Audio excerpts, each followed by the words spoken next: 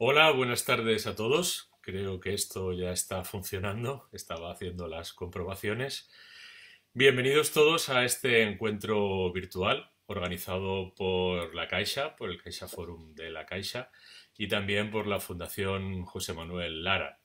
Es la edición del encuentro que deberíamos haber tenido de manera presencial el día 12 de marzo de este año y que, bueno, pues por las circunstancias que son de todos conocidas, hubo que suspender. Lo suspendimos antes de que se decretara oficialmente el estado de alarma, pero visto lo sucedido, la verdad es que personalmente celebro que tuviéramos la precaución de no organizar un acto público con decenas de personas en esas fechas en Madrid.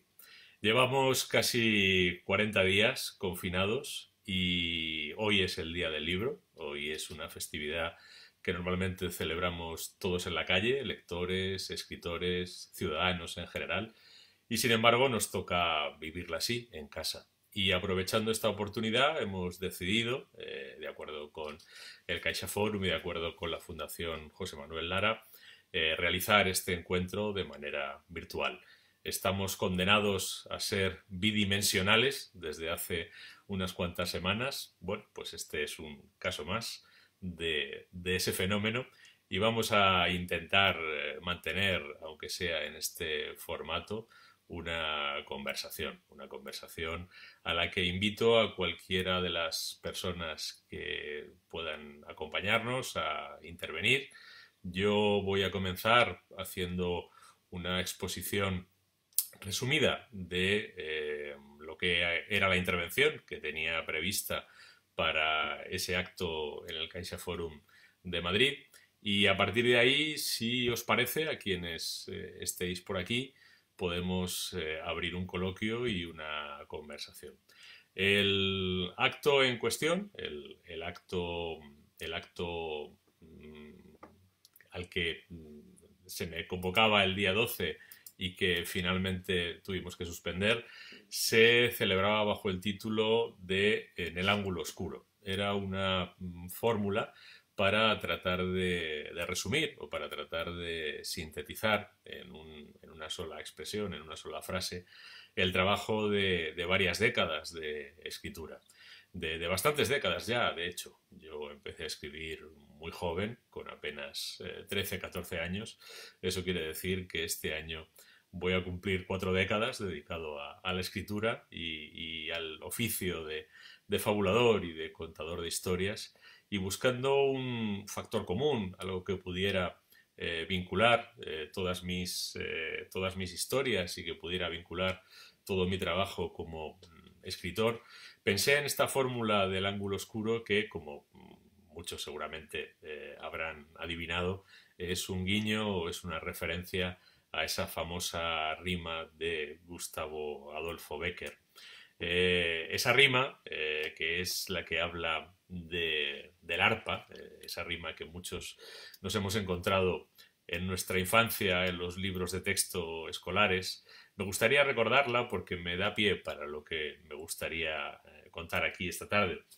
Dice la rima, que es la número 13 en la edición que tengo aquí, ese número varía según las ediciones.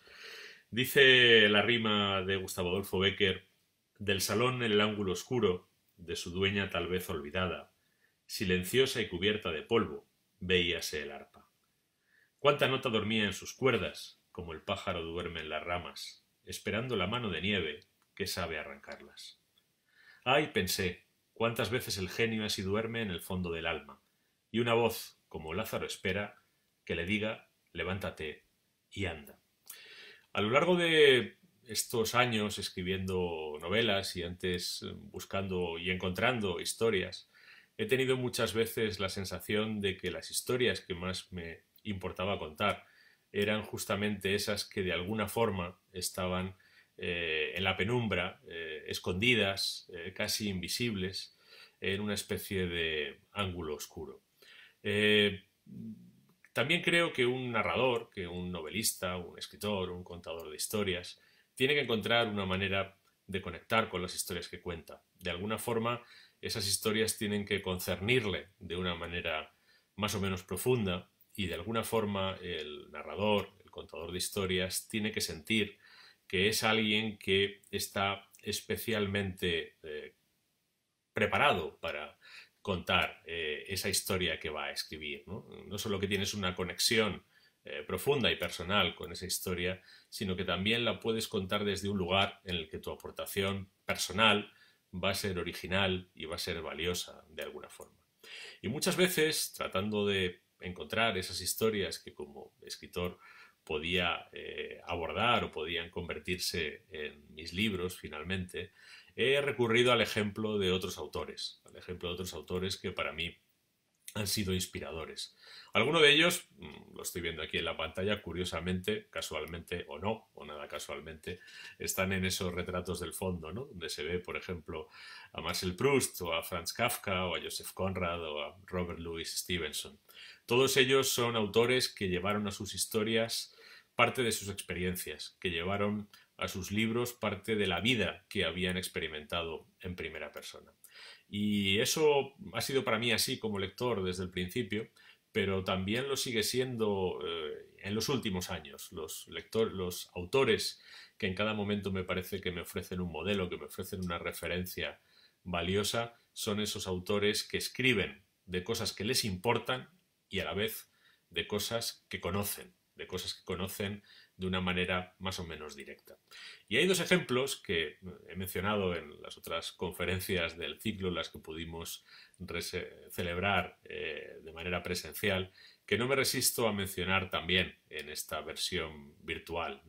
Uno de ellos es un autor de hace muchísimos años, un autor que escribió hace nada menos que 15 siglos, en la Bizancio del siglo V de nuestra era. Se llamaba Procopio de Cesarea y, entre otras cosas, hay algo muy curioso en estos días, nos ofrece un relato de la peste que él vivió en Bizancio en el año 530-531. Bueno, pues el relato que hace Procopio de esa peste que asoló Bizancio y el resto del mundo conocido en ese primer tercio del siglo VI de nuestra era, ese relato es increíble y a veces es sobrecogedor lo que se parece, lo que cuenta a algunas de las cosas que nosotros estamos viviendo. Y además Procopio cuenta otra serie de historias que tienen que ver con las guerras que en esas décadas, en esos años emprendió el emperador Justiniano. Y el relato que él ofrece de esas campañas es magnífico, no solo porque él es un gran narrador, no solo porque él tiene un conocimiento de la historia que está contando, sino porque ese conocimiento es directo. Procopio era uno de los consejeros del famoso conde Belisario, que era el principal general de los ejércitos de Justiniano, y muchas de las campañas que cuenta en su libro son campañas que él ha vivido de primera mano. Está hablando de hechos que él ha conocido. Cuando, por ejemplo, en su relato inserta las cartas que se intercambia Belisario con los caudillos bárbaros o con los caudillos de los persas, pues lo que está haciendo es reflejar documentos que en algún caso él mismo ha redactado como secretario de Belisario. Y esa proximidad a la historia le da una viveza y le da una intensidad especial. Otro ejemplo, muy alejado, bueno, lo tenía por aquí para enseñarlo, la obra de Procopio es esta, bueno, son varios tomos en la edición de Gredos, este es el primero, aquí es donde se cuenta la peste de Bizancio, entre otras cosas. Otro autor, en este caso autora, que me parece que también es un buen ejemplo y una buena referencia, es uno de los últimos premios Nobel. Yo diría que uno de los más merecidos y de los que, por lo menos para mí como lector, me han supuesto un mayor descubrimiento, que es la bielorrusa Svetlana Alexievich. Svetlana Alexievich es una gran narradora, para mí también una gran escritora, pero si analizamos su obra, que no es muy extensa, tiene apenas media docena de títulos, hay un elemento en común en todos ellos. ¿Cuál es el tema del que habla Svetlana Alexievich? Pues en todos ellos de lo que habla es del país en el que ella nació y que a lo largo de su vida dejó de existir, la Unión Soviética.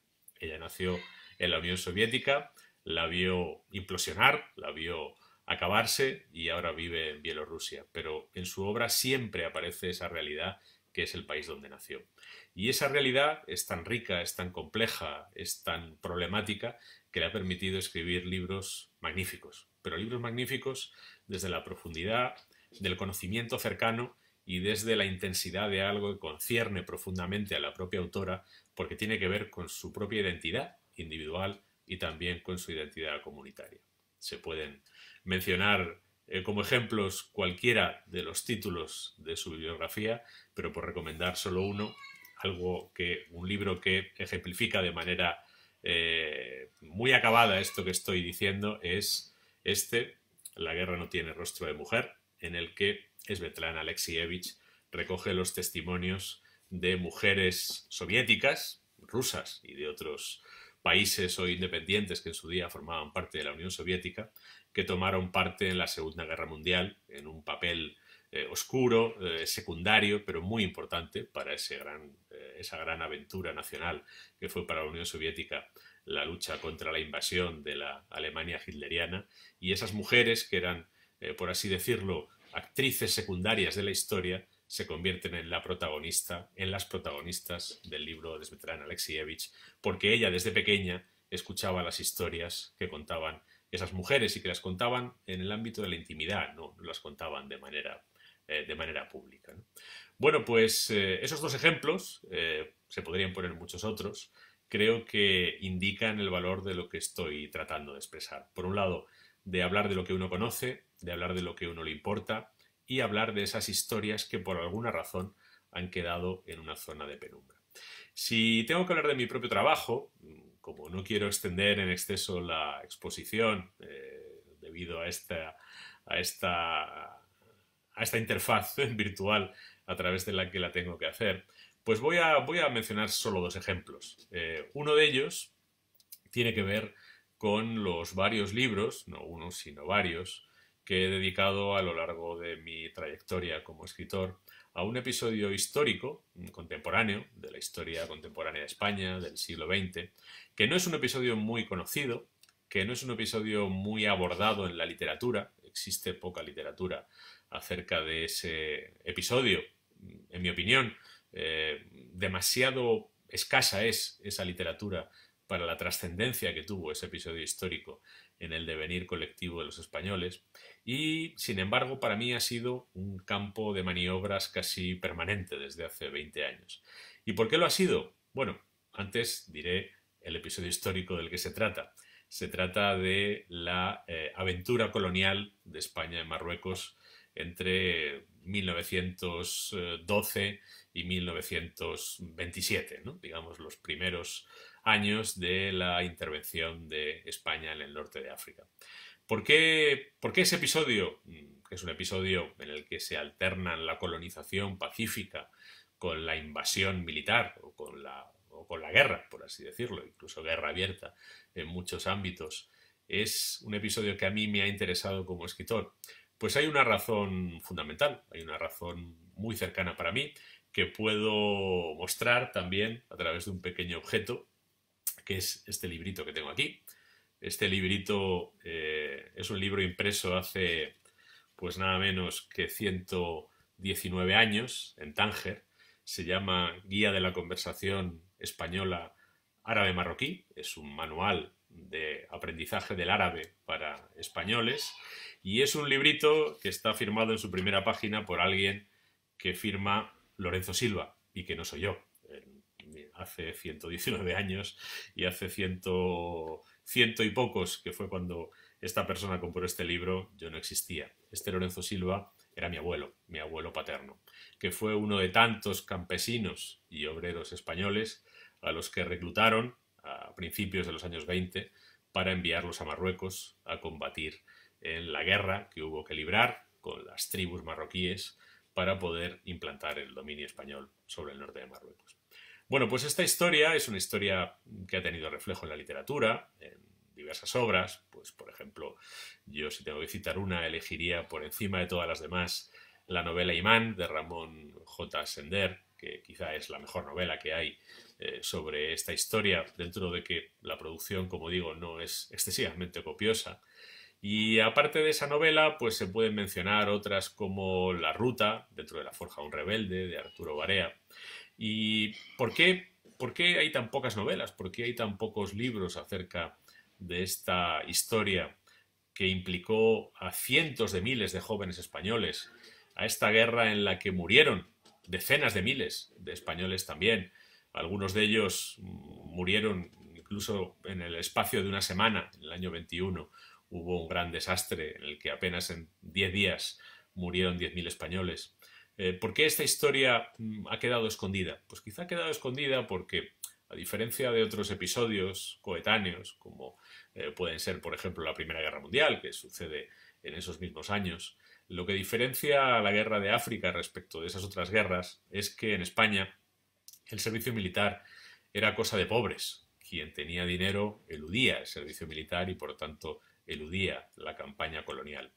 En otros países, cuando se entraba en guerra, la guerra iba a todo el mundo. En la Primera Guerra Mundial murió buena parte del alumnado de Oxford y Cambridge, por ejemplo, que son las universidades de élite de Gran Bretaña. Y eso permite que tengamos mucha literatura escrita, entre otros, por esos universitarios, por los que sobrevivieron. Ese es el ejemplo de Robert Graves, sin más lejos, que tiene un libro sobre la Primera Guerra Mundial que se llama Adiós a todo eso. Aquí no, aquí quienes iban a la guerra eran los pobres, y los pobres en España en los años 20 eran mayormente analfabetos, con lo que con mucha dificultad iban a poder escribir después una novela. Bueno, pues esa historia, tampoco representada en la literatura española, a mí me llegó personalmente a través de la memoria de mi abuelo, a través de la memoria familiar de un hombre que estuvo 6 años allí, que logró sobrevivir, por eso estoy yo aquí ahora mismo hablando ante todos los que me escucháis, porque cuando a él lo mandaron a África no conocía a mi abuela y la conoció a su regreso. Y gracias a esa experiencia personal, esta historia que ha quedado sepultada, en cierto modo, en un desván, se ha convertido en algo que a mí me ha acompañado desde niño. A mí de niño me contaban las aventuras de mi abuelo en África. Y como consecuencia de esa cercanía, esta historia para mí ha sido muy cercana y muy próxima desde siempre. Llegó el momento en el que, después de mucho leer, me pareció que podía abordar la escritura de una novela, y así nació la primera novela que dediqué a este episodio, que es El nombre de los nuestros, que se publicó hace ahora casi ya 20 años y que en muchos sentidos o en muchos aspectos recoge esos recuerdos de mi abuelo que a mí me llegaron. Contar una historia con la que tienes esa cercanía, con la que tienes esa conexión personal, una historia que además sientes que no es muy conocida y que sientes que tiene una importancia que a lo mejor no se ha puesto de relieve, es un estímulo para un escritor. Te hace tomarte la labor con más ganas porque tienes la sensación de que estás descubriendo algo que realmente merece la pena. En el caso de ese episodio, además de esa campaña africana, hay un valor curioso que quizá los españoles contemporáneos no solemos tener en cuenta. Digamos que en la memoria histórica española casi todo lo ocupa la guerra civil, pero antes de la guerra civil vino este episodio colonial y buena parte de lo que pasó en la guerra civil se explica por lo que antes había pasado en Marruecos. No solo buena parte de los militares que se sublevaron en el verano del 36 se habían forjado y habían hecho su carrera en Marruecos, sino que muchos de los hombres que logró reclutar la República y puso enseguida frente a la sublevación, dándoles armas, eran veteranos que habían servido como soldados en Marruecos. Luego es muy difícil entender la guerra civil española sin saber que había habido antes ese conflicto colonial que no solo forjó a los combatientes de ambos bandos, sino que también agravó la fractura social que había en la sociedad española. La fractura social, política, ideológica, el abismo de desigualdades y de injusticias y resentimientos seculares se vieron tan agravados por esa aventura colonial que casi precipitó lo que sucedió a continuación en esa guerra civil. Hay un libro cuya lectura recomiendo en estos días, ahora que tenemos mucho tiempo para leer, que es el Idearium Español de Ángel Ganivet, que tiene algún pasaje verdaderamente sobrecogedor. Este libro se publicó en el año 1897, y se escribió en el año 1896. Y hay un momento, no lo voy a buscar para no perder el tiempo, lo citaré más o menos de memoria, en el que Ángel Ganivet precisamente habla de si España debería plantearse una intervención en África, como ya a finales del siglo XIX había muchas voces en el discurso público español que invitaban a que España tuviera una intervención colonial en el continente africano, ¿no? Bueno, pues Ángel Ganivet se opone radicalmente. Y dice que se opone porque España no está preparada para asumir esa aventura, para asumir el coste de esa aventura. Que España es un país roto, España es un país arruinado por, bueno, todavía no se han perdido las colonias de Cuba y Filipinas, pero están a punto de perderse. Y la sociedad española, dice Ganivet, es muy inestable, es muy débil, es muy precaria para lanzarse a esa aventura. Y dice en unas palabras que son casi proféticas, que si España comete el error de intervenir en África, las consecuencias nos harán esperar. Y viene a decir, lo cito más o menos de memoria, enseguida tendríamos la recompensa. El fin de la monarquía, un nuevo experimento republicano, una guerra civil, la pérdida de nuestra independencia o todo eso a la vez. Parece mentira que alguien fuera capaz de ver en 1896 de manera completamente milimétrica lo que iba a pasar 40 años más tarde, porque alguien, contra su consejo, decidió intervenir en África. Voy saludando a personas que van entrando y que van enviando sus saludos. Estoy haciendo una pequeña intervención previa para los recién llegados, recogiendo un poco el espíritu del ciclo de conferencias que deberíamos haber terminado en Madrid de manera presencial y que al no poder hacerlo por la pandemia lo estamos haciendo aquí de forma virtual. Y luego, pues dentro de 10, 12 minutos, si os parece a quienes estáis, damos paso a que vayáis haciendo preguntas que puedo leer en el chat que tengo aquí en el lado y convertimos la exposición en una conversación. Me queda muy poquito ya.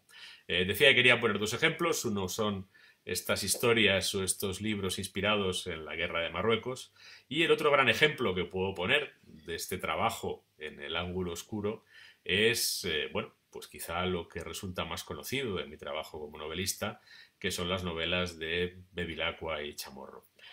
Si os fijáis, son historias que participan de eso que comentaba al principio. Son historias que hablan de algo que a mí me importa, porque hablan de la sociedad en la que vivo, hablan del tiempo en el que escribo. Es algo que me concierne profundamente como ciudadano de esa sociedad. Mis novelas policíacas no están ambientadas en California, ni están ambientadas en la España de 1940, están ambientadas siempre en la España contemporánea. Luego hablo de algo que a mí me concierne. También hablo de algo que conozco de forma más o menos directa.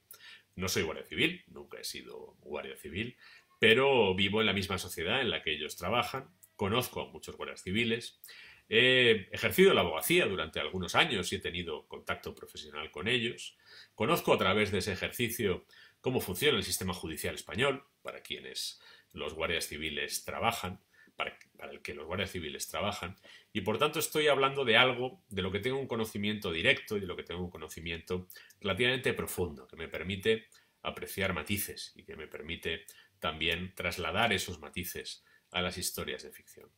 Y cuando empecé a escribir estas novelas, en el año 1995, que fue cuando escribí la primera, El lejano país de los estanques, aunque no se publicara hasta el año 1998, me di cuenta de algo muy curioso, que es que, siendo la Guardia Civil un cuerpo de seguridad que lleva desplegado en España nada más y nada menos que desde 1844, eso quiere decir que en aquel momento llevaba ya siglo y medio y ahora lleva más de 175 años, era muy escasa la producción literaria y era prácticamente inexistente la novela de corte criminal donde los guardias civiles fueran investigadores. Cuando lo normal en todas las literaturas es que un personaje corriente, casi un personaje estándar de la ficción criminal, sea el policía, el investigador profesional de delitos, ¿no?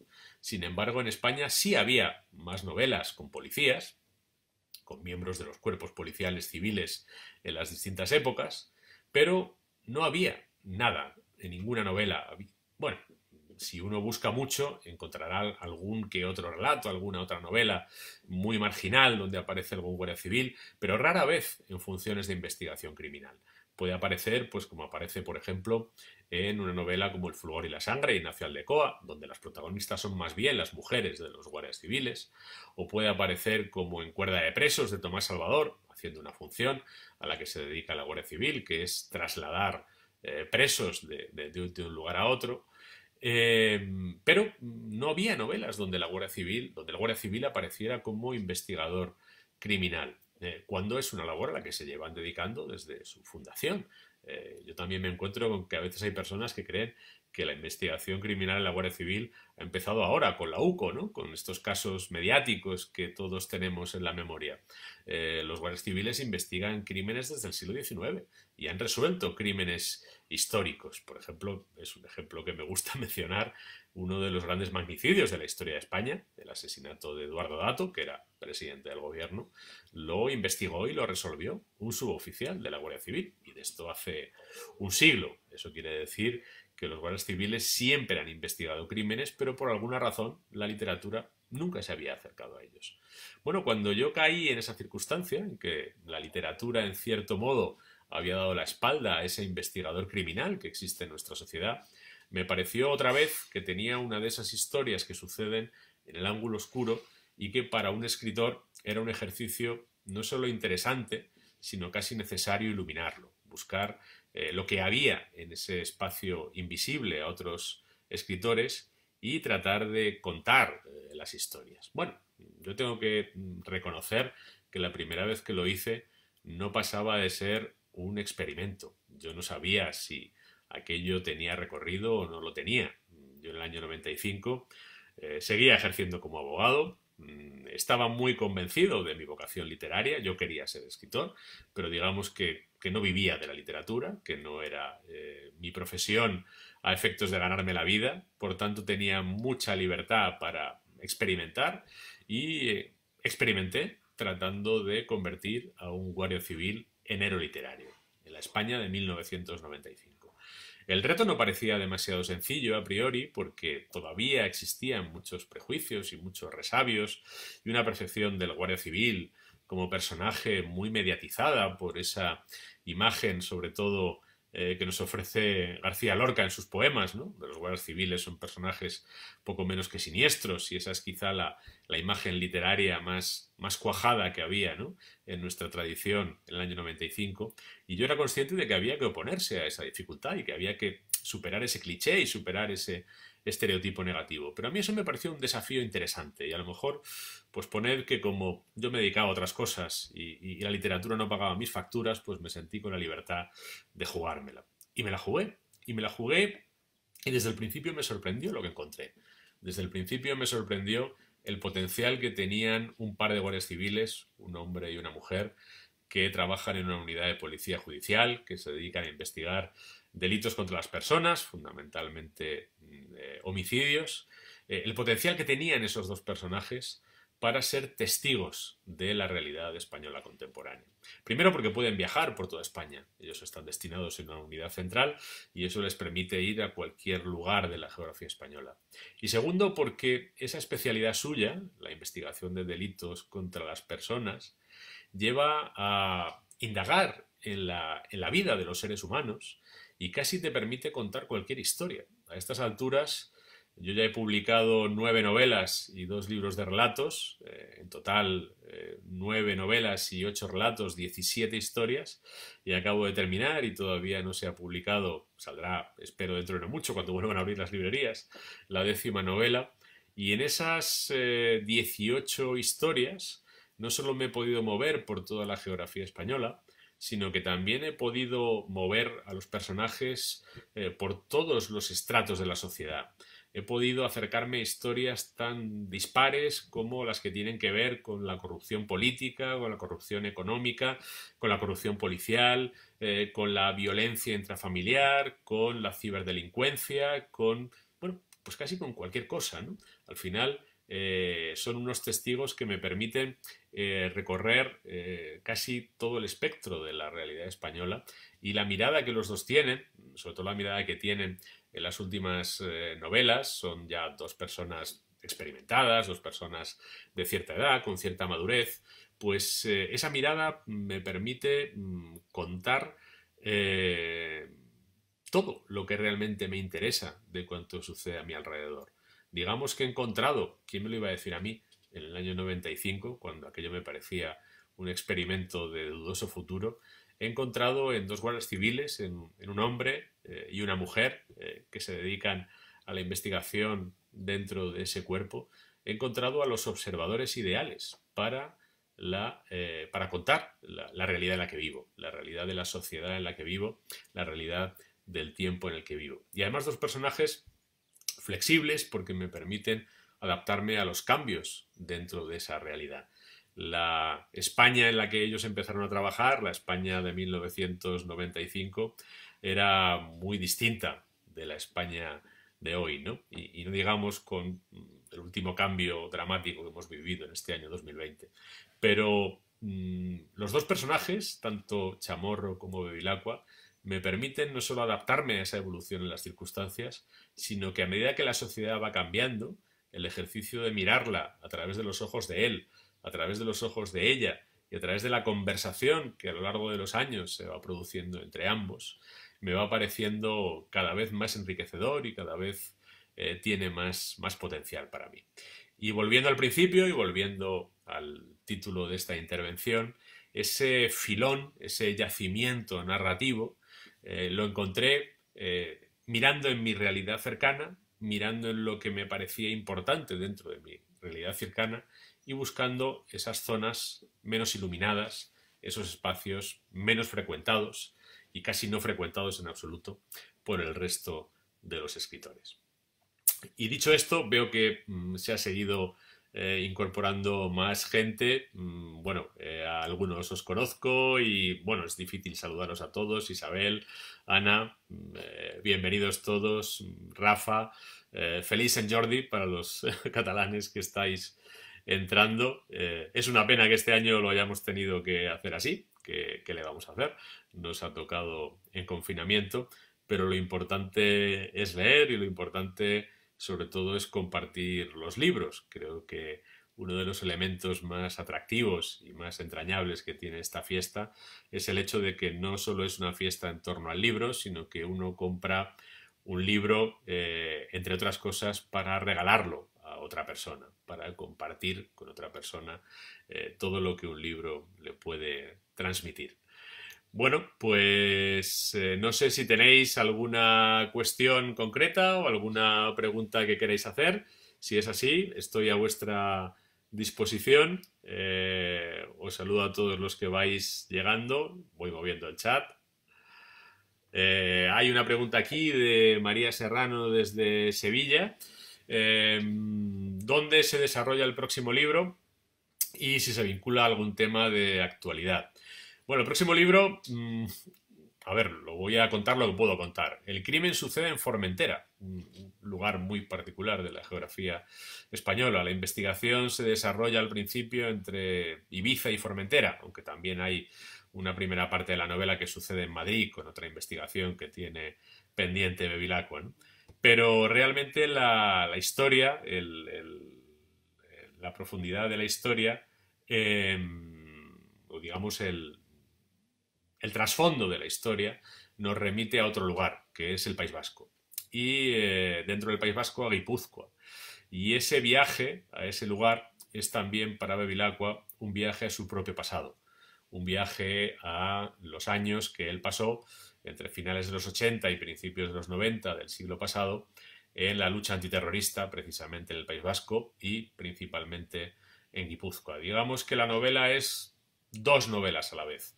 Por un lado se cuenta la investigación contemporánea de ese crimen que sucede en Ibiza y por otra parte se cuenta a través de una especie de flashback sostenido durante toda la novela, o analepsis, si queréis utilizar la palabra española, donde volvemos al pasado de Bevilacqua, lo que quiere decir que en la novela se alternan el Bevilacqua de 54 años y el Bevilacqua de 26, que es el que vive la lucha antiterrorista. ¿Por qué están conectadas las dos historias? Bueno, eso también se cuenta al principio, no estoy destripando la novela, porque el cadáver que aparece en Formentera, cuando se identifica al hombre en cuestión, se descubre que es un antiguo miembro de ETA.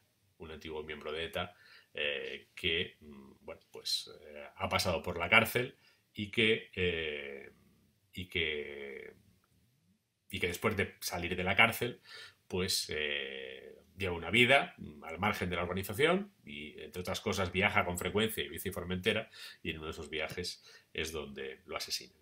Hay más preguntas por aquí. Israel me pregunta sobre la novela que he hecho con seudónimo. Dice que lo ha pasado muy bien leyéndola, cosa que te agradezco, Israel, y que celebro. Bueno, tengo un pequeño problema, Israel. Yo escribí esa novela con seudónimo precisamente para que mi nombre y mi persona y mi personaje no estorbara la lectura, para que los lectores se pudieran enfrentar a la historia, al texto desnudo, ¿no? Y a la voz de la narradora, que es una mujer, como bien sabes, al haberla leído, y bueno, y sin que Lorenzo Silva estorbe más de la cuenta.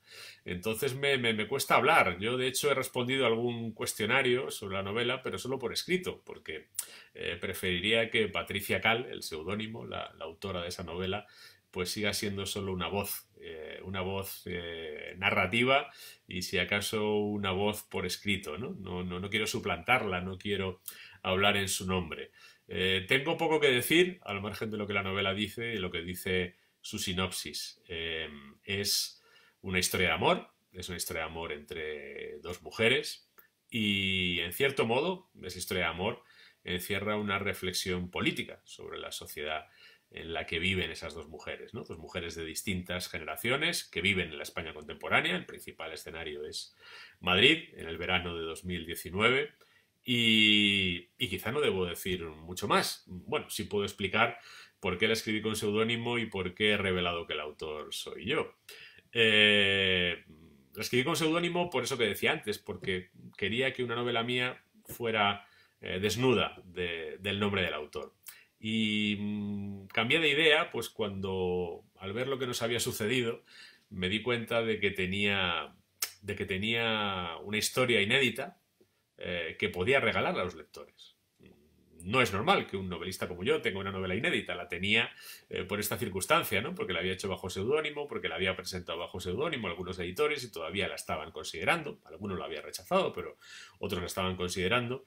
Y bueno, pues me di cuenta de que había algo que podía regalar a los demás, ¿no? En esta circunstancia en la que todos dan lo que pueden, lo que yo puedo dar es mi trabajo, mi escritura, y por eso he decidido regalarla. Pero no voy a hablar mucho más de Patricia Cal ni de Y te irás de aquí. Solo os invito a leerla y agradezco mucho, Israel, que la hayas disfrutado.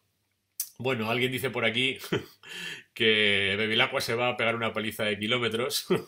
Bueno, va a ser una paliza relativa, porque una parte la va a hacer en helicóptero, puedo adelantar, lo que le facilita. Pero sí, algún que otro kilómetro se va a tener que hacer. Bueno, y otra parte en avión, claro. A Ibiza y Formentera es difícil ir de otra manera que sea por el aire, ¿no? Bueno, se puede ir en barco, pero tardando más de lo que una investigación criminal, que suele llevar a veces ciertas prisas, permite. Más preguntas que hay por aquí. Bueno, Ana es una de las pocas personas que la ha leído, y nada, te agradezco lo que dices, Ana. Esos son los privilegios del editor y privilegio del autor también, tener editoras así. Otra pregunta que hay por aquí. Carmen pregunta ¿para cuándo podremos comprar el libro? No lo sé con exactitud, cuando abran las librerías. Yo espero que sea lo antes posible. Tan pronto como sea posible, intentaremos que el libro esté ahí. Me han preguntado por qué no hacerlo antes, por qué no sacarlo en digital. Yo creo que hay que esperar a que vuelva a haber una cierta normalidad dentro del mundo del libro, para que los esfuerzos que lleva a hacer un libro, no solo los esfuerzos del autor, porque en este caso no solo son mis esfuerzos, sino también del equipo editorial de Destino y de toda la gente que ha trabajado para que el libro exista, pues tengan el recorrido que deben, ¿no? Y ese recorrido creo que, entre otras cosas, incluye ofrecerles algo que vender a los libreros, ¿no? Para que los libreros puedan reponerse de este golpe tan severo que ha supuesto para ellos ver sus tiendas cerradas, ¿no? Y tener a todos sus clientes confinados. Por tanto, esperaremos a que las librerías abran, pero tan pronto como las librerías estén por ahí, bueno, pues el libro llegará a ellas. Yo estoy deseando compartirlo, lo terminé hace un par de meses y como os podéis imaginar, pues me gustaría que estuviera en manos de los lectores. Eh, Dice Paula que es una buena idea lo del seudónimo. Bueno, también le tengo que decir a Paula que no es una idea mía, es una idea que como conté cuando difundí que yo era el autor, la saqué de Rainer Maria Rilke, de un libro que leí en mi adolescencia, ¿no? Que le hablaba de renunciar a tu propio nombre, ¿no? Cuando ese nombre se haga conocido. Es una idea que siempre me pareció muy sugerente y mira, finalmente pues la llevé a la práctica. Pregunta Carmen si ha llegado el momento de escribir ya sin miedo y tapujos novelas o historias vinculadas a ETA. Yo lo he procurado hacer. La novela es una novela que ya lo veréis. Bueno, por cierto, se llama El mal de Corcira, para quien no lo sepa. Es una referencia literaria a Tucídides, que habla en su historia de la guerra civil en Corcira, lo que hoy es Corfú, y en cierto modo, pues todas las guerras civiles se parecen, y todos los conflictos entre vecinos se parecen, por ahí va el título, ¿no? Y yo creo que sí, yo creo que ha llegado el momento de contar esas historias y la novela tiene la pretensión de entrar en todos los charcos. Yo he tardado mucho en escribirla, porque quería tener el material para poder entrar en todos los charcos. Durante mucho tiempo era muy difícil encontrar información sobre la lucha antiterrorista, porque primero todavía la guerra, entre comillas, estaba en marcha y nadie da información sensible que pueda afectar a la seguridad de su propia gente, ¿no? Pero ahora que la guerra está terminada, felizmente, la lucha armada es inviable, como creo que han descubierto ya quienes la intentaron, pues sí que se puede y se debe entrar. Para empezar, yo he podido tener acceso a las fuentes, he podido hablar con personas que han estado muchos años en la lucha antiterrorista y acceder a sus experiencias. He podido incluso hablar con gente del mundo abertzale, incluso con algún antiguo miembro de ETA y quizá he podido tener una conversación que a lo mejor hace 10 años era muy difícil tener. Y gracias a tener todo ese material, pues he sentido la necesidad y la responsabilidad de entrar a saco en la historia, es decir, de contarla sin paños calientes. A lo mejor es una novela que puede ser incómoda para algún que otro lector, pero bueno, creo que tenemos que entrar ahí y creo que tenemos que promover una reflexión sobre qué fue lo que sucedió.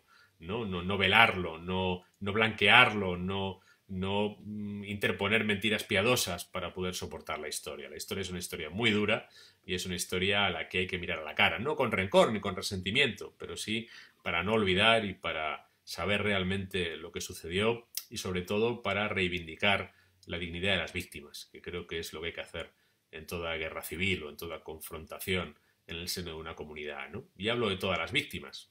Naturalmente en esta historia las víctimas ya sabemos que cayeron de manera muy mayoritaria en un lado, pero no deja de haber víctimas dentro del propio movimiento abertzale y algunas son víctimas del propio movimiento y me parece que también en el relato debe estar una aproximación a ese dolor, porque también forma parte de ese dolor de la historia, ¿no?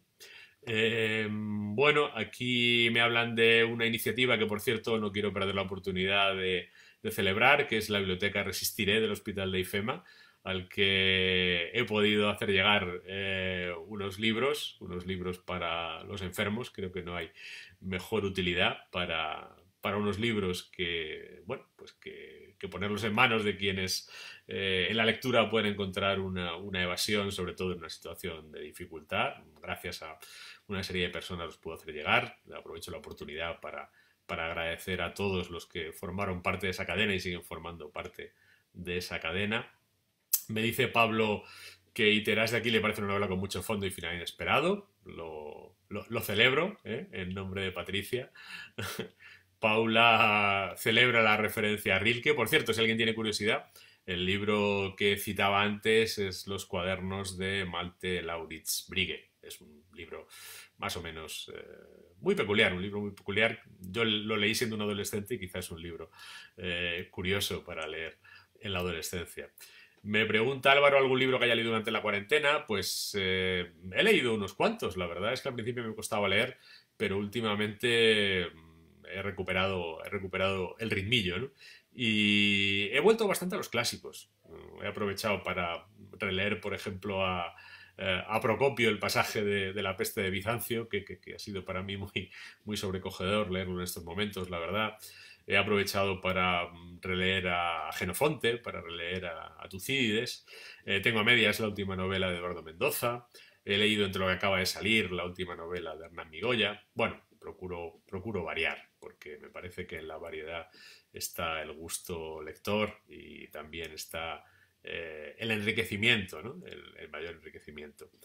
Eh, Más referencias que hay por aquí. Lourdes me pregunta qué libro me ha dado más satisfacción. La verdad es que es difícil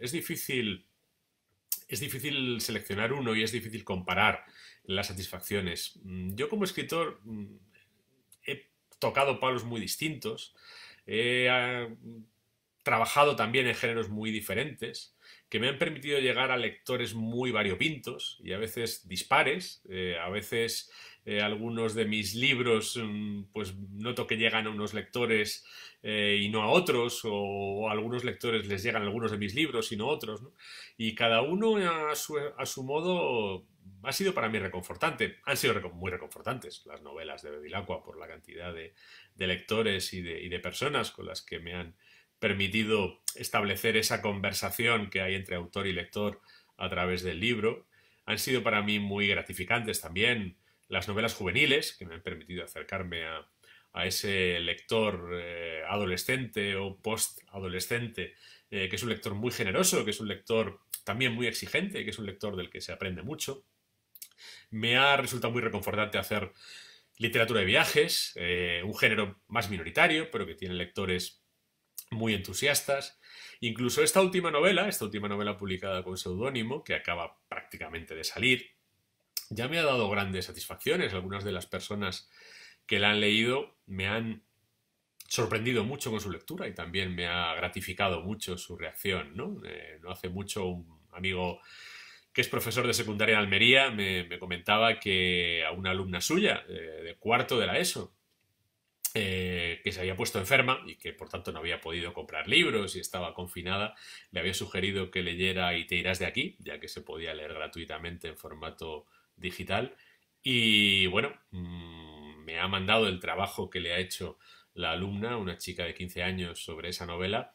Y bueno, la verdad es que cuando yo escribí esa novela, lo último que pensaba es que pudiera ser asequible o indicada para una, no, para una lectora de 15 años.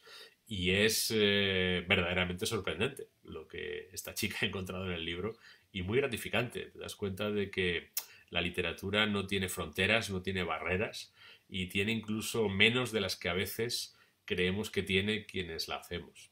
Lo que es para mí muy gratificante, como digo. Estoy viendo a ver si hay alguna pregunta más por aquí. Bien, Ana María Cáliz, que es una buena amiga y una buena lectora también, me pregunta si noto que mis libros tienen acogida diferente dependiendo de la comunidad autónoma. Yo la verdad es que no me puedo quejar. Desde hace 20 años he tenido muchos lectores en muchos sitios, incluso he tenido lectores en lugares donde se suponía que no los iba a tener. Yo recuerdo cuando yo tenía el manuscrito de la primera novela de Bevilacqua y la llevé a algunos editores. Entonces yo era un escritor desconocido, tampoco tuve ocasión de hablar prácticamente con ninguno, pero con uno de ellos, que era vecino de un amigo mío, sí que pude hablar, y este hombre me dijo: hombre, bueno, la novela está bien y nos parece que está bien escrita y que es interesante, pero claro, tiene un problema: los protagonistas son guardias civiles, ¿no? Y entonces no sabemos muy bien cómo puede funcionar una novela así, por ejemplo, en algunas zonas de España, como el País Vasco, ¿no?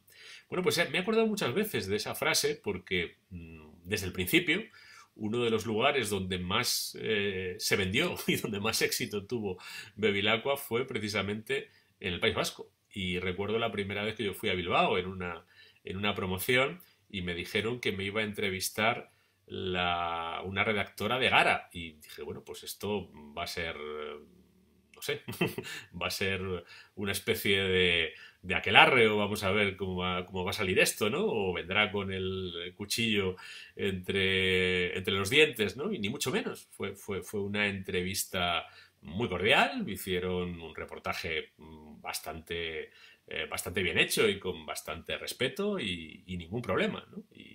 y así como con tantas otras cosas, ¿no? Yo creo que a veces somos prejuiciosos, ¿no? En ver o en considerar que los lectores son más influenciables o son más susceptibles de influencia, por decirlo de una manera un poco más ortodoxa de lo que en realidad son. Bueno, es verdad que en algún momento concreto, sobre todo en los últimos años, ¿no? Que han sido un poco movidos entre nosotros, si hay alguien a lo mejor en algún sitio y cuando dices públicamente algo que no le gusta, pues me ha llegado a decir que no me va a leer más o que, bueno, pero estas cosas creo que son muy minoritarias. Creo que la mayoría de los lectores, si leen algo, lo leen porque encuentran un valor en la obra y no dejan de leerlo porque en un punto concreto no estén de acuerdo con el autor.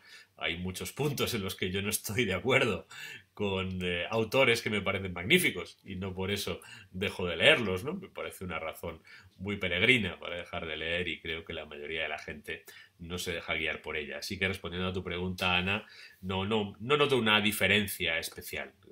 Me siento muy bien acogido, me siento un privilegiado, me siento muy agradecido con los lectores de todas las comunidades y de todos los lugares de España porque han sido muy generosos conmigo. No puedo decir otra cosa. Bueno, se incorpora por aquí José. Bueno, tanto José como Marian, que lo recibe, son algunos de los amigos que me han ayudado a que los libros de la Biblioteca Resistiré llegaran ahí, al IFEMA, a su sitio. Aprovecho para daros las gracias otra vez a los dos. Pregunta Alex Alejandro, si nacerá una novela en un futuro sobre los momentos que vivimos ahora mismo, que andamos en casa, detrás de los cristales de nuestras ventanas. Seguro que sí, no una, sino muchas. Y seguramente yo sentiré la necesidad de escribir alguna. Lo que no sé muy bien es cómo lo haré, y no lo haré enseguida. Creo que hay que dejar que todo esto que está sucediendo sedimente, terminemos de comprenderlo, se despejan algunas incertidumbres, porque creo que hay muchas cosas que todavía no hemos comprendido y hay incertidumbres que están lejos de despejarse. Y cuando todo eso suceda, pues creo que sí, creo que habrá que indagarlo y habrá que contar, como bien dices Alejandro, la vida de los que estamos confinados, de los que hemos visto nuestra vida reducida a cuatro paredes, pero también la vida de los que están en esa primera línea, de los que salen de su casa todos los días para trabajar, para exponerse y luego vuelven con sus familias, muchas veces con esa angustia, ¿no? que nos da la incertidumbre y todo lo que no comprendemos de lo que está sucediendo. Me parece que ahí hay una novela o muchas. Pregunta Hash o Jazz, no sé cómo decirlo, si me veo en el género de ciencia ficción. Es un género que he practicado muy poco. No es que no lo haya practicado en absoluto, pero lo he practicado muy poco. La verdad es que como lector aprecio a más de un autor de ciencia ficción, pero yo mismo no me veo mucho como autor de ciencia ficción. Me tira más la realidad, me tira más aquello que yo puedo pisar, aquello que yo puedo oler, aquello con cuyos protagonistas reales puedo conversar. Normalmente ese material me interesa más como escritor, pero bueno, es verdad que lo que estamos viviendo en estos días en muchos momentos se parece a una distopía, se parece a una de esas historias que solíamos leer en los libros y ver en las películas de ciencia ficción.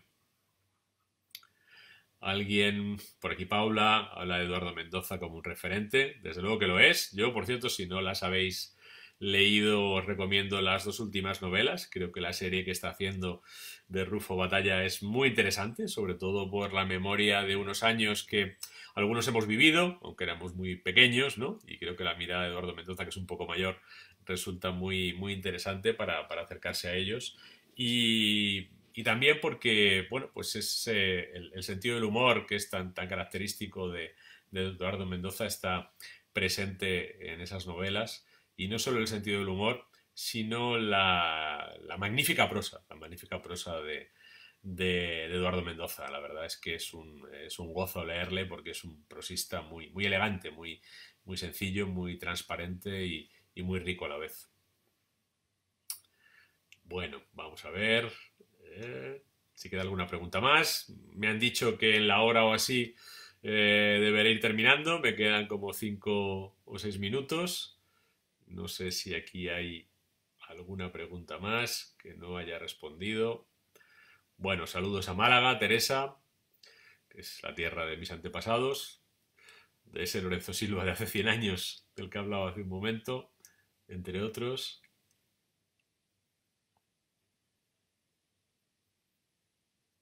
Bueno, Vilma se adhiere al elogio de Eduardo Mendoza. Veo que somos unos cuantos. Por cierto, para quien no la haya leído, pues como en estos días te piden muchas recomendaciones, si alguien no ha leído La verdad sobre el caso Savolta, verdaderamente es una magnífica novela, no solo por lo bien que cuenta una época histórica, sino también bueno, por la ironía, la elegancia, la inteligencia del relato. Es verdaderamente excepcional. Patricia, si puedo leeré tu página, ¿eh? Me quedo con la referencia. En estos días uno anda con menos tiempo del que creías que ibas a tener, porque al final son tantas las tareas y son tantas las labores. Pero bueno, como parece que nos van a tener confinados por lo menos un mes más, yo creo, en el mejor de los casos, pues seguro que hay tiempo para explorar más. Alguien pregunta por aquí si es interesante el alquimista. Bueno, es una pregunta, me parece, cruzada entre los que intervienen. Bueno, se la hacen a José Jardón, pues no sé si él quiere responder. Yo ahí no puedo responder. Hice todo lo posible para que fuera interesante, pero el autor nunca tiene esa certeza, ¿no? Y no sé si tenemos alguna más. Bueno, Hash me dice que vería Bevilacqua con una misión a Marte. Pues no lo sé, Hash, la verdad. Tengo ciertas dudas porque el problema que tiene Bevilacqua es su edad, ¿no?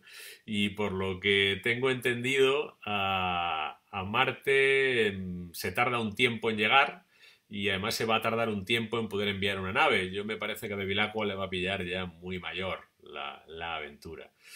Joaquín, mi buen amigo Joaquín, me dice que mi crítica sobre La línea invisible, la serie esta de Movistar, fue elegante y tibia a la vez. Bueno, no sé si es elegante, eso lo puedo decir yo, y tibia no. La verdad es que dije lo que vi, ¿no? Si alguien tiene curiosidad, está publicada en mi blog. Creo que es una serie muy bien hecha, muy bien dirigida, muy bien interpretada, pero tengo la sensación de que en cierto modo está muy desplazada hacia el mundo de ETA, ¿no? Los personajes interesantes y los personajes en cuya condición humana se profundiza son los etarras. Y bueno, no digo que eso esté mal, eso me parece perfecto. Dentro de una narración, profundizar en los personajes con independencia de el valor moral que nos merezcan, ¿no? La consideración moral. Pero creo que está muy desequilibrada porque los personajes del otro lado hay muy poca profundidad. Y yo creo que en una serie sobre el conflicto vasco, ya sea en ese primer momento o ya sea en momentos posteriores, hay que intentar ahondar en los conflictos y en la condición humana y en la complejidad tanto de los etarras como de quienes luchaban contra ellos. Me pregunta si habrá alguna serie. Bueno, yo desde hace unos meses, algo más de un año, estoy trabajando en una serie que intenta contar esta historia y que procura acercarse tanto a los personajes del lado de ETA como a los personajes del lado de quienes luchaban contra ETA e intenta darles no el mismo valor moral, porque para mí no lo tienen y porque me parece difícil decir que lo tienen, sobre todo en los momentos que cuenta la historia, que son ya los años 80 y 90, pero sí tratando de acercar al lector, perdón, al espectador en este caso, a unos y otros, que no unos personajes estén con muchas facetas y los otros reducidos a 3 o 4 trazos. No sé si la serie algún día se producirá o no, escrita está, la acabamos de terminar y estamos intentando moverla. En cuanto a Patria, que pregunta Marisol, yo no he visto la serie, he leído el libro y el libro me parece, bueno, pues me parece un gran libro. Aramburu es un gran escritor y creo que es un libro que hace una aproximación muy profunda y muy interesante y muy compleja al dolor que el conflicto supuso para los vascos. Me parece que le falta una parte, que es la parte que yo, entre otras, intento contar en esta novela de Bevilacqua. Es el sufrimiento que ese conflicto supuso para los no vascos, los no vascos que se veían golpeados por el terrorismo de ETA fuera del País Vasco y los no vascos que tuvieron que ir al País Vasco para tratar de combatir la amenaza que el terrorismo de ETA suponía para toda la población vasca y especialmente para aquellos que no pensaban como los etarras. Esa parte en Patria no forma parte del relato y es legítimo. El autor ha elegido su foco y lo ha aplicado, y creo que lo ha aplicado de una manera inteligente y exquisita literariamente, ¿no? Digamos que a mí me falta una parte, pero es mi visión personal. Dice Ana que sí, efectivamente, que el gobierno ha reducido el IVA del libro digital. Yo hacía un comentario en el blog no hace mucho al respecto. Esta es una larguísima reivindicación del sector, también para mí una larguísima reivindicación personal. Creo que un IVA tan elevado no era más que un estímulo para la piratería, es decir, si tienes penalizado el libro digital que se compra en las tiendas, pues lo que estás es favoreciendo al libro digital que suministran los delincuentes. Y digo los delincuentes no porque suministrar un libro digital sea un delito necesariamente, que depende de una serie de circunstancias, sino porque está comprobado, y eso hablas con los policías y los guardias civiles que se dedican al ciberdelito, que buena parte de la gente que ofrece libros digitales también son gente que está en el ramo de la ciberdelincuencia, ¿no? Yo creo que más que favorecer la ciberdelincuencia, un gobierno debe favorecer el comercio regular y la industria del país, ¿no? Me parece lo más normal. Y para eso, pues tener un IVA del 21% era difícilmente comprensible. Como comentaba en el blog, en cierto modo me irrita, ¿no? Que haya hecho falta una pandemia para que se tome esta decisión. Pero bueno, ya está tomada, ¿eh? Y a partir de aquí, pues esperemos que eso ayude a que los españoles se acostumbren a consumir el libro digital de manera legal, o bien comprándolo, o bien quien no pueda comprarlo a través de la Biblioteca Pública Digital, que es cada vez mejor y cada vez ofrece más disponibilidad de títulos y de licencias por título. Y tiene la ventaja de que en lugar de darle trabajo y renta a delincuentes que no pagan impuestos en España, pues se ayuda a las bibliotecas y se ayuda a quienes trabajan aquí, a quienes no solo escriben, sino también editan, distribuyen y pagan su impuesto sobre la renta y pagan su seguridad social y, entre otras cosas, ayudan a que se paguen las camas de hospital que tanto necesitamos ahora. Los ciberdelincuentes no ayudan nada a que las camas de hospital se paguen, tampoco quienes piratean los libros, por si alguien pensaba lo contrario. Rafa habla de un Netflix de libros. Bueno, hay Netflix de libro. Nubico es un Netflix de libros. 24 Symbols es un Netflix de libros. Los hay, pero bueno, hay muchos modelos y en Estados Unidos, por ejemplo, no existen esas plataformas tipo Netflix para los libros. Estados Unidos, que es de donde viene Netflix. ¿Por qué? Porque la gente está acostumbrada a comprar el libro digital, no a que se lo sirvan pirateado, ¿no? Entonces, bueno, a mí me parece un buen modelo, pero no me parece que sea el modelo necesario para que esto funcione. Me parece bueno que exista, pero creo que lo esencial es saber que el trabajo de creación intelectual y también el trabajo editorial tiene un valor. Y como dice Vilma, pues también creo que los que somos buenos lectores, además de poder leer en digital, que creo que lo hacemos sin mayor problema, también apreciamos cuando un libro nos gusta que esté impreso en papel, porque el libro de papel ofrece otra experiencia, ¿no? Otra experiencia que es la experiencia de tenerlo. No sé, me remito a estos que enseñaba yo antes, este librito que tiene 120 años, ¿no? Y que estaba en las manos de mi abuelo, pues claro, esto, si mi abuelo hubiera tenido un iPad y hubiera aprendido árabe en un iPad, yo no tendría esto, ¿no? Y no tendría este vínculo con mi abuelo, que es un vínculo material. Rafa prefiere el papel. Euge también prefiere el papel, o Euge, perdón. No sé cómo decirlo, porque veo que un apellido me parece alemán y me he ido a Euge, pero perdón. Y bueno, en fin, en todo caso, bueno es que le bajen el IVA al libro digital y bueno es que favorezcamos que el libro en formato electrónico circule de manera regular y recompensando a quienes trabajan para que existan los libros y no a quienes simplemente los copian sin permiso y los distribuyen, que no aportan ningún valor. Si retribuimos a quien no aporta valor, pues al final dejaremos de crear ese valor. Bueno, me he pasado en 4 minutos del tiempo que me dijeron nuestros amigos de la Caixa y de la Fundación José Manuel Lara, a los que quiero volver a agradecer su apoyo y su organización de este encuentro y también del ciclo en el que tuve ocasión de recorrer varias ciudades teniendo esta misma conversación. Y poco más. A los que estáis por aquí, agradeceros vuestra presencia. Quiero también invitaros a seguir celebrando en lo poco que queda de él este Día del Libro y muy especialmente también quiero invitaros a que mantengáis las ganas de leer y las ganas de encontraros con los libros cuando esto pase, cuando nos dejen salir, cuando vuelvan a abrir las librerías, cuando vuelvan a abrir las bibliotecas, cuando podamos volver a encontrarnos en persona y cuando podamos volver a formar esta comunidad de seres humanos que nos agrupamos en torno a los libros. Muchísimas gracias a todos, ha sido un placer y un privilegio y en este momento pues damos por concluida la conversación. Muchas gracias, un abrazo y hasta siempre.